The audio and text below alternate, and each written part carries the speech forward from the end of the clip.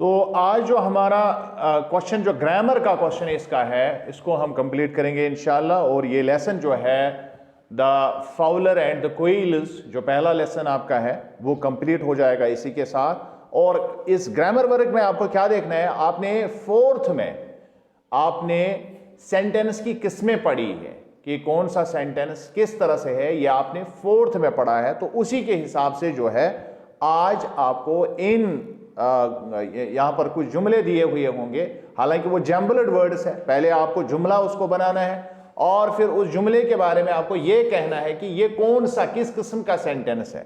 तो हम ये करने की कोशिश करेंगे। तो you have read in class fourth, जैसा मैंने आपको बताया था कि about the sentences and it's kinds, sentence और इसके काइंड्स के बारे में फोर्थ क्लास में आपने पढ़ा है। Now rearrange the following words into meaningful sentences in the space provided and also say what kind of sentences they are as shown in the example below।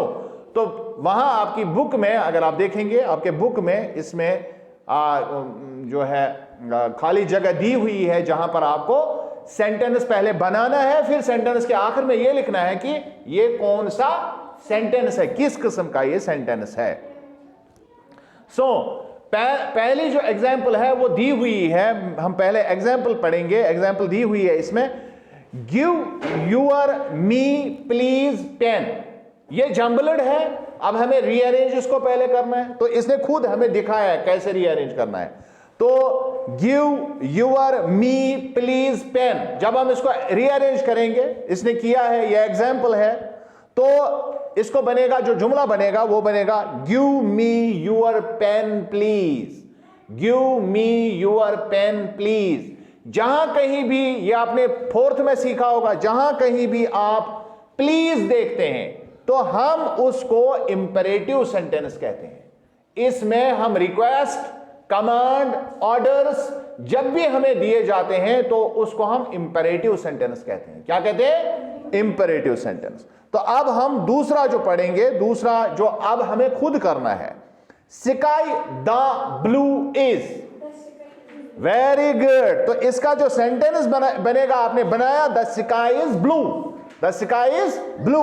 तो स्काई इज ब्लू का मतलब यह है कि हम किसी चीज के बारे में कुछ कहते हैं, एक स्टेटमेंट हम पास करते हैं। और स्टेटमेंट दो तरह का होता है, यह आपने पहले भी पढ़ा है, मैं दोहराता हूं। स्टेटमेंट दो तरह का होता है, या होता है पॉजिटिव या होता है नेगेटिव, या होता है पॉजिटिव या होता है नेगेटिव। जो पॉजिटिव होता है उसमें किसी चीज के बारे में इकरार होता है कि यह चीज है, और जो नेगेटिव होता है उसमें किसी चीज के बारे में इनकार होता है कि यह चीज नहीं है। अगर हम यहां लिखेंगे the sky is not red, तो यह हो गया नेगेटिव। लेकिन दोनों को हम एक साथ कहते हैं असर्टिव सेंटेंस। यह पॉजिटिव है लेकिन असर्टिव है, तो यह सेंटेंस इसके सामने हम लिखेंगे असर्टिव सेंटेंस।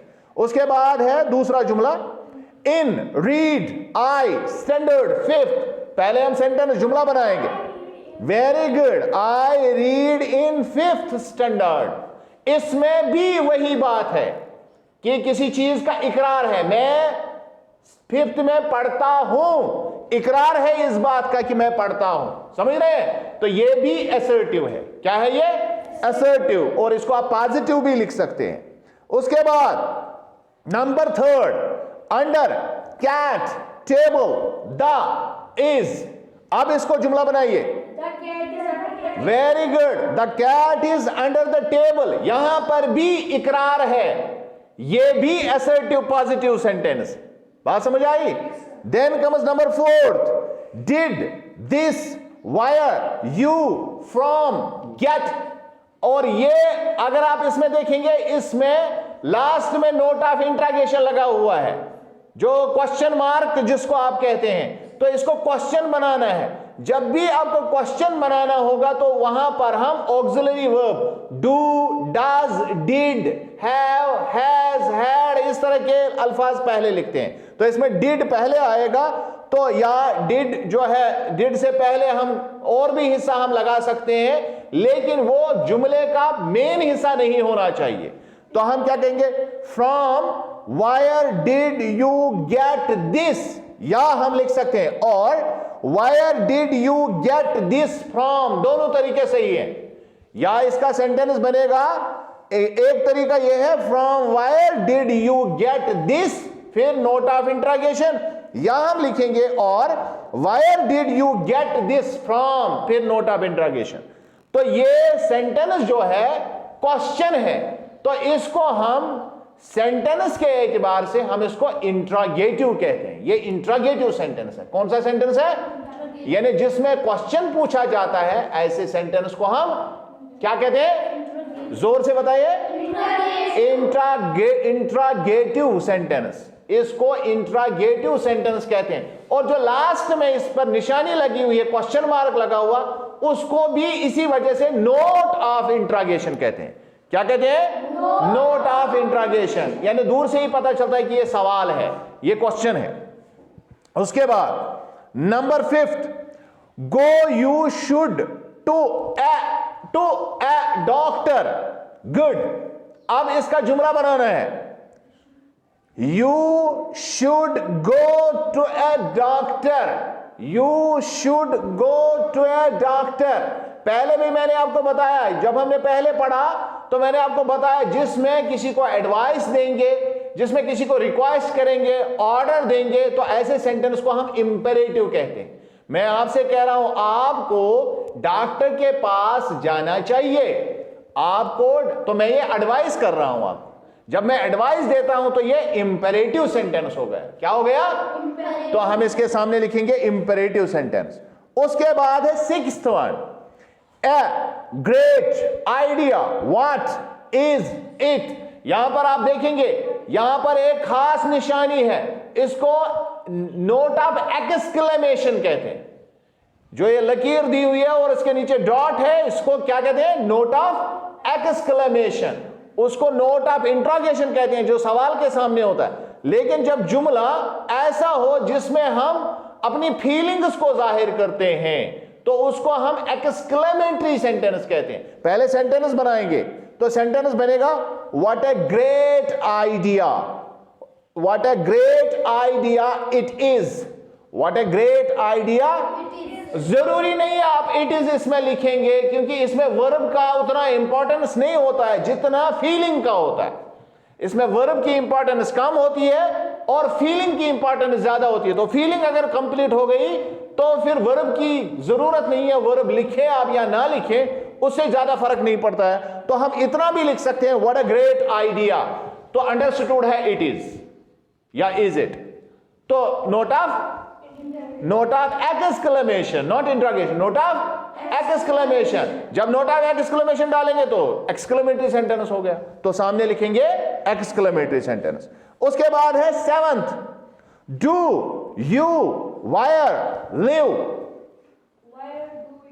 Very good. सामने क्या लगा हुआ है? Note of interrogation. कौन सा sentence? Interrogative sentence. Clear? Note of interrogation और इंट्रोगेटिव सेंटेंस। उसके बाद एक और, what beautiful house is it, again note of exclamation. तो वही उसी तरह जिस तरह ऊपर हमने जुमला अभी बनाया, what a beautiful house it is. अगर आप इट इज नहीं भी लिखोगे वो भी चलेगा, व्हाट अ ब्यूटीफुल हाउस, इतना भी काफी है। क्योंकि एक्सक्लेमेटरी सेंटेंस में वर्ब इंपॉर्टेंट नहीं होता है, फीलिंग इंपॉर्टेंट होती है। तो फीलिंग हो गई, वर्ब का काम ज्यादा नहीं रहता है। उसके बाद 9th, wish I a wire you writer. एक और जगह हम नोट ऑफ एक्सक्लेमेशन का इस्तेमाल करते हैं, अगर हम किसी को दुआ दें। क्या? अगर किसी को दे दुआ, तो दुआ देने को हम कहते हैं विश करना। दुआ देने को हम क्या कहते हैं? विश करना। हम किसी के लिए विश करते हैं, हम उसके लिए अच्छाई का दुआ करते हैं। तो ऐसे सेंटेंस को ऑप्टेटिव कहते हैं, ऑप्टेटिव सेंटेंस। क्या कहते हैं? तो पहले जुमला पूरा बनाएंगे, may you live long, may you live long बनेगा इसका। I wish you wire a writer. मुझे 9वां पढ़ना है या मुझे 10वां पढ़ना है? कौन सा? 9th। ओके, मैंने गलत किया यहां पर, wish I a wire you writer. तो मैं इसका जो जुमला बनेगा वो है, I wish you wire a writer. Note of exclamation, note of exclamation, और सामने लिखेंगे ऑप्टेटिव सेंटेंस। एक्सक्लेमेटरी नहीं लिखेंगे क्योंकि ये विश है, किसी के लिए दुआ है, किसी के बारे में हम यथ रुत कांचुन कांसिन खत, रुत दुआ करुन कांसिन खत। उसके बाद 10th है मे लिव लॉन्ग यू, पहले जुमला बनाएंगे मे यू लिव लॉन्ग, किसी को ज्यादा उम्र की दुआ देते हैं तो ये फिर दुआ है। जब हम दुआ देते हैं, विश करते हैं किसी को, तो हम उसको कौन सा सेंटेंस, ऑप्टेटिव सेंटेंस कहते हैं। क्या कहते हैं? तो सेंटेंस बनेगा may you live long, may you, तो सामने लिखेंगे ऑप्टेटिव सेंटेंस। तो ये हो गया आपका ग्रामर। अब उसके बाद हमें क्या करना है, लेट अस टॉक। अब हम बात करेंगे, किस पर बात करेंगे? What do you think the Fowler succeeded in catching the quills? Share your views with the class. सवाल यह है कि आप क्या सोचते हैं इस बारे में कि फाउलर ने, जो हमने कहानी पढ़ी है, बहुत मर्तबा अब हमें कहानी पढ़ी है, हमें आप पूरी तरह से वो याद भी है, लेकिन अब यह हमसे सवाल करता है कि आप मुझे बताइए कि किस तरह से कामयाब हो गया फाउलर उन बटेरों को पकड़ने में। कौन सी चीज असल में थी? पहले भी हमने इसके बारे में डिस्कशन की है, आज हम इसके बारे में एक मर्तबा फिर देखने की कोशिश करेंगे।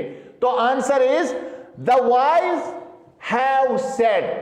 जो दाना लोग हैं उन्होंने हमें पहले से ही कहा है, जो दाना लोग होते हैं उन्होंने पहले से कह के रखा है, एक बात कह के रखी है, वो क्या है? United we stand, divided we fall.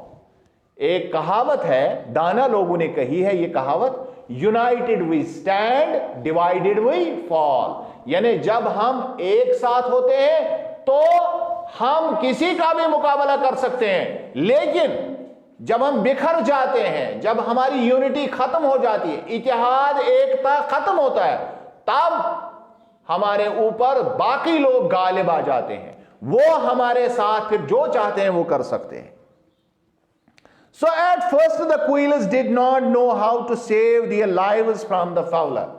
शुरू में इन बटेरों को पता नहीं था कि फाउलर से अपने आप को कैसे बचाएं। But the leader quail suggested a trick to get rid of the fowler's net. लेकिन उनको अपने लीडर ने यह समझाया कि किस तरह से हम इस फाउलर के जाल से कैसे बचें। तो उसने उनको एक ट्रिक सिखाई, उनको एक तरकीब सिखाई। All the quailers cooperated and worked unitedly according to his suggestion. अब जो उसने सजेशन दी, अब जो उसने तरीका बताया, तो उस तरीके पर सब लोगों ने मुत्तहिद, सब क्वेल्स ने मुत्तहिद होकर काम किया। उन्होंने उसकी बात मानी और सब ने वही किया जो उनके लीडर ने उनसे कहा और एकता के साथ किया।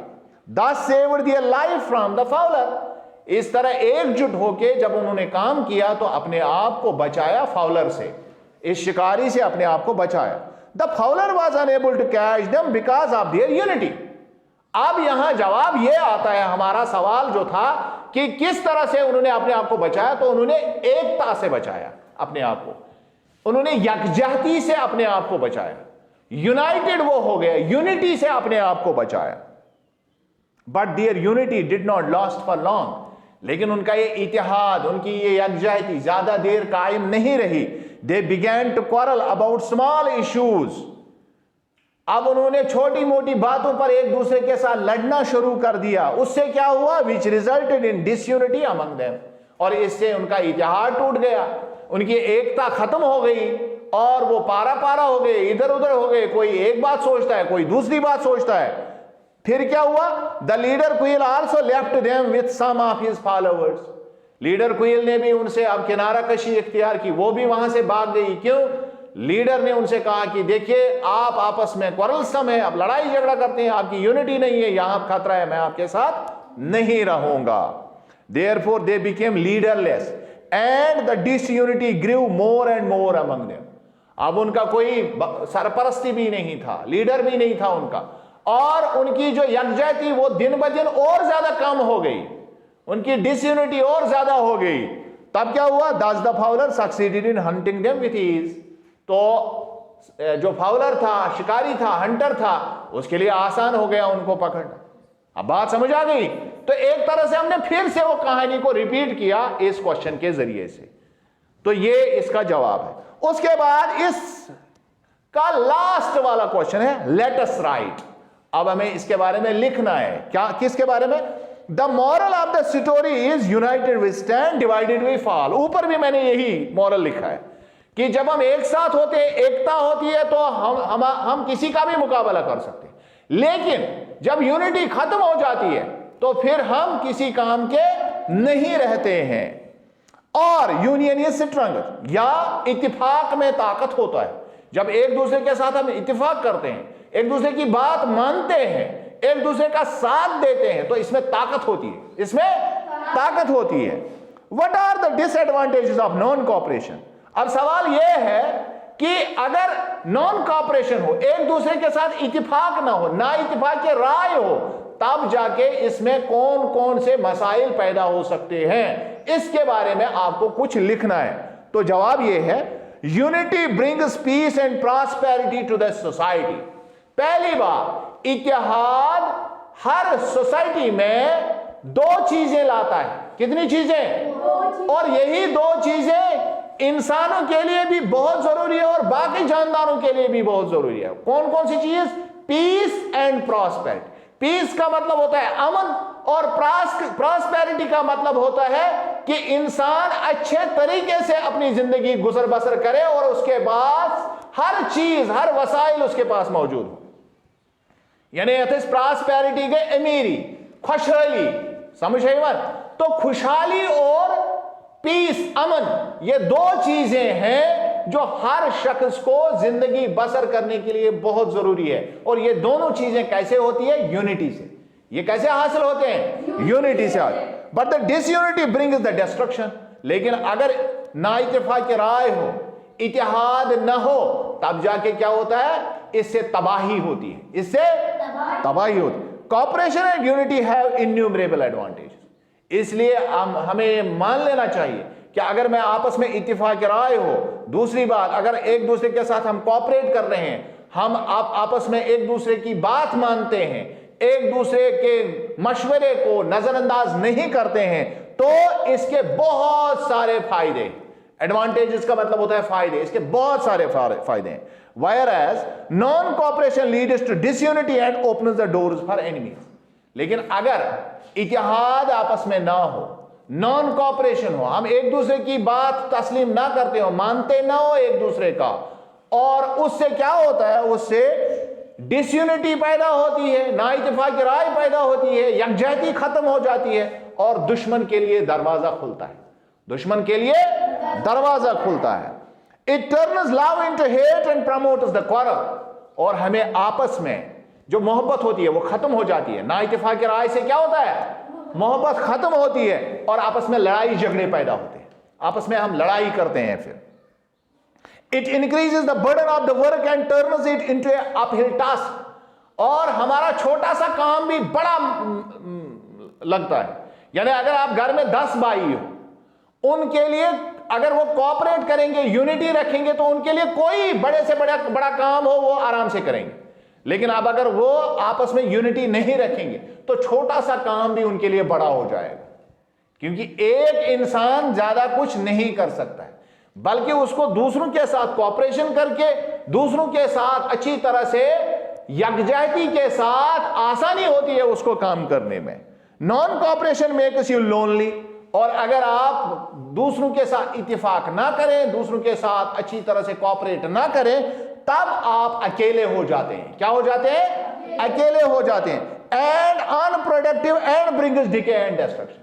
फिर आप कुछ भी नहीं कर पाते, आप अनप्रोडक्टिव होते हैं। एक बंदा तो कुछ भी नहीं कर सकता है, और जब वो अकेला हो जाता है तो इससे तबाही आ जाती है, फसाद पैदा होता है, क्योंकि हर शख्स समझता है मैं ही ठीक हूं, मैं ही ठीक हूं, दूसरे गलत है, तो उससे नाइतफाकी पैदा होती है और इसके साथ फिर तबाही भी आ जाती है। तो हमें क्या करना चाहिए? हमें यूनिटी रखनी चाहिए और कोऑपरेशन से काम करना चाहिए, एक दूसरे की मदद करनी चाहिए, एक दूसरे का साथ देना चाहिए। तो ये इस कहानी का मॉरल भी था, और इसके साथ हमारी ये सारी कहानी भी खत्म हो गई, और इसकी पूरी की पूरी एक्सरसाइज, एक भी पॉइंट इसमें नहीं रहा। Okay, so thanks a lot. इस कहानी को आप अच्छी तरह से एक मर्तबा फिर YouTube पर देखेंगे और उसके बाद इस एक्सरसाइज को भी देखेंगे, फिर ये आपके लिए बहुत आसान होगा। Thanks a lot.